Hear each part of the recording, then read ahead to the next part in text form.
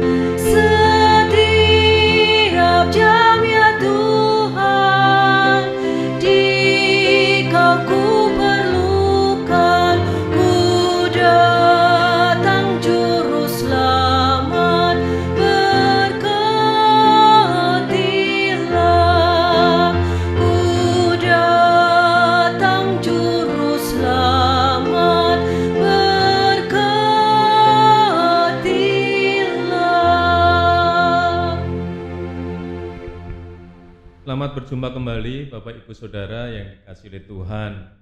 Hari ini kita akan bersama-sama merenungkan dari kitab Matius 1 ayat 17. Matius 1 ayat 17 demikian. Jadi seluruhnya ada 14 keturunan dari Abraham sampai Daud, 14 keturunan dari Daud sampai pembuangan ke Babel, dan 14 keturunan dari pembuangan ke Babel sampai ke Kristus. Demikian pembacaan dari Matius 1 ayat 17.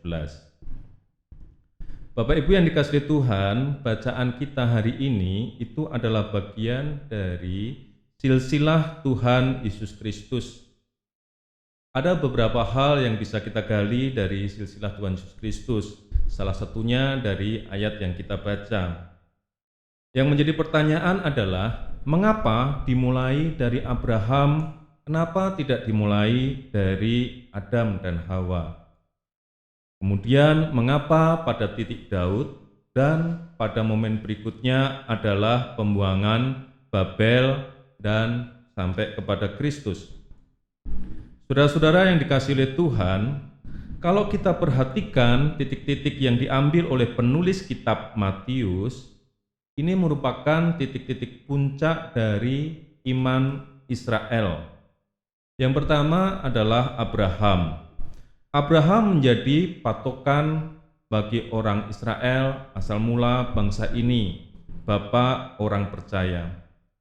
Di mana orang Israel percaya kalau mereka, keturunan-keturunan Israel, itu dimulai dari iman Abraham yang percaya akan janji Tuhan.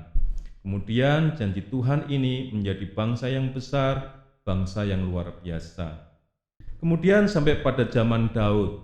Raja Daud, kerajaan pada waktu Daud berkuasa adalah kerajaan yang menjadi dambaan orang-orang Israel, orang-orang Yahudi, bahwa mereka ingin ada kerajaan yang semegah pada zamannya Daud.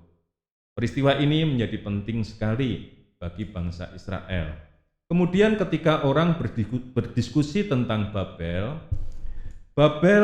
bagi orang Yahudi sangat penting karena pada waktu pembuangan ke Babel, yang dibawa ke Babel adalah orang-orang Yahudi yang pandai, yang hebat, yang luar biasa. Kemudian yang masih tinggal di daerah Yerusalem dan sekitarnya, mereka kawin-mawin dengan bangsa-bangsa lain. Dan oleh orang Yahudi yang dibuang ke Babel, mereka dianggap bukan orang Israel yang murni. Jadi setelah orang yang di Babel pulang ke Yerusalem dan mendirikan kerajaan di sana, mereka adalah keturunan orang-orang murni yang masih ada kaitannya dengan Daud dan dengan Abraham. Jadi momen pembuangan ke Babel menjadi penting. Nah, Bapak Ibu yang dikasihi Tuhan, ini mengapa momen Abraham, Daud, dan pembuangan ke Babel menjadi momen yang penting sebelum kelahiran Tuhan Yesus Kristus.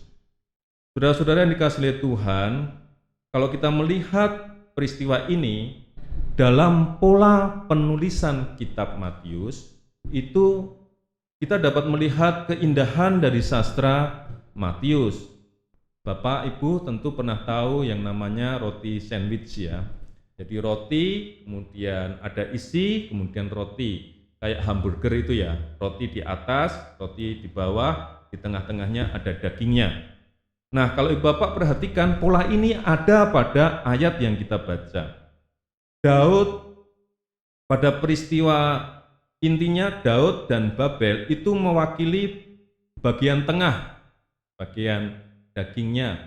Kemudian Abraham dan Yesus mewakili rotinya yang melingkupinya.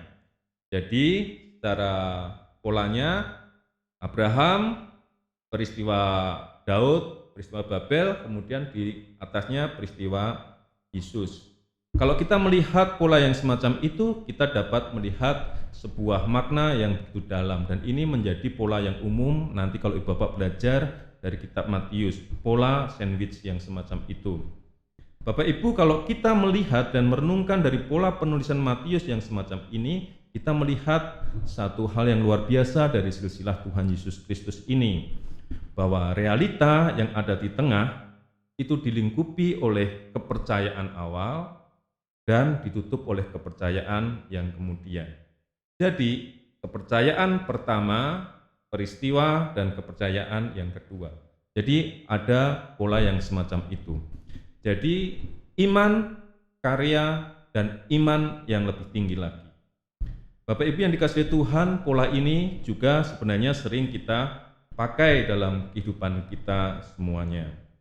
Nah, Bapak Ibu, bagaimana sekarang kita melihat kehidupan ini dalam realitas kita sehari-hari? Bapak Ibu, saya mengajak untuk kita semua memulai kehidupan kita dengan iman akan penyertaan Tuhan dan iman akan janji Tuhan seperti iman Abraham. Di mana Abraham percaya bahwa Tuhan pasti memberikan yang terbaik pada dirinya walaupun kadang-kadang realita mengatakan seakan-akan itu tidak mungkin. Kemudian bagian tengah kita isi dengan karya-karya yang seturut dengan kehendak Tuhan. Seperti yang dilakukan oleh Daud. Dia percaya pada Tuhan, dia mengerjakan apa yang dikehendaki Tuhan. Dan di sana dalam pergumulan kerajaan Israel ada banyak permasalahan sampai dibuang ke Babel. Tapi kemudian mereka pulang lagi ke Babel dan kerajaan terus berlanjut.